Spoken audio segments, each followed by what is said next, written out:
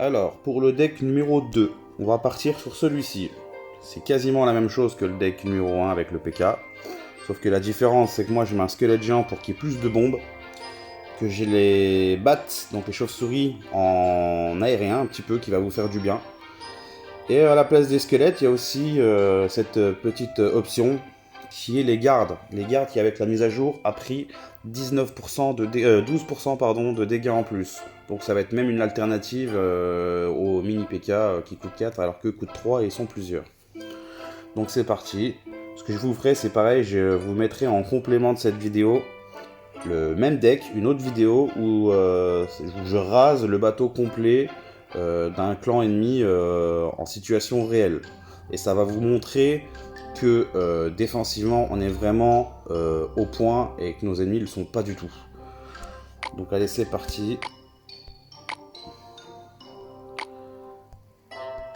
Go.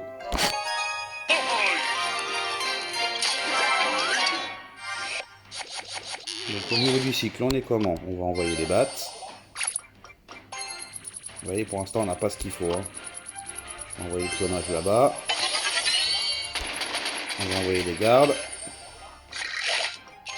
Les gardes qui résistent aussi. Hein. Normalement, une tour, ça m'occupe. Donc pour cycler, c'est parfait.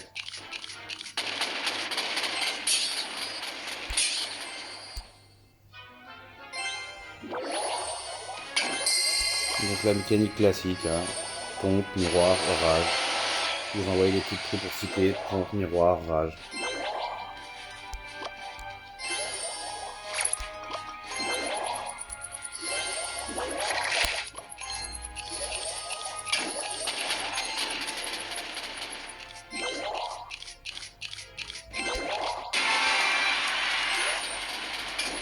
Je pense qu'on a un peu de retard.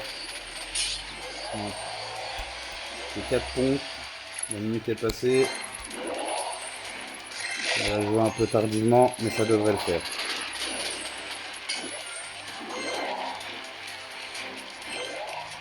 Je l'attends en 30 secondes.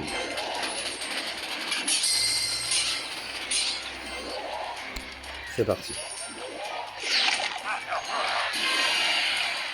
Donc, là l'avantage, c'est que comparé au mini PK, le squelette géant va à la même vitesse que le ballon. Donc le ballon ne le rattrapera pas.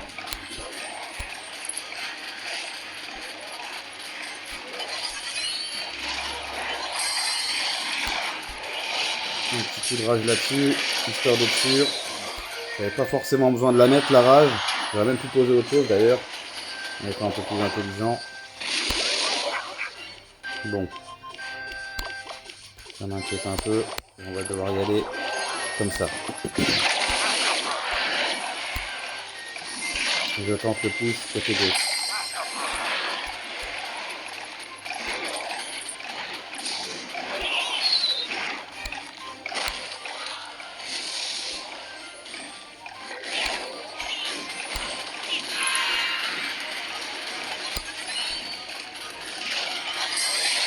Pareil, pas besoin de rage, tout passe.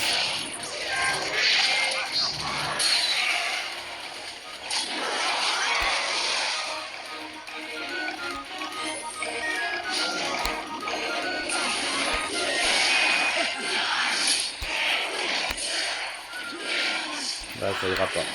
Bref. Ça vous montre bien que vous êtes sûr de faire au moins 2 tours. On a des défenses qui sont plutôt pas mal, hein, encore que celle-là est assez basique hein, pourtant. Hein. Mais c'est pour vous montrer que n'importe quel débutant entre guillemets en attaque bateau prend ce deck, il est sûr de faire une tour. Et c'est ce qu'on vous demande en fait. Tous ceux qui entre guillemets ont un ratio pas très bon cette semaine en GDC, s'ils veulent améliorer leur ratio, qu'ils ont un 4ème deck avec lequel ça coince ou ça bloque, et ben en fait ce deck là c'est une alternative. C'est-à-dire qu'au lieu de perdre votre BO1 derrière et de prendre à peine 100 points, vous êtes sûr d'en prendre 125.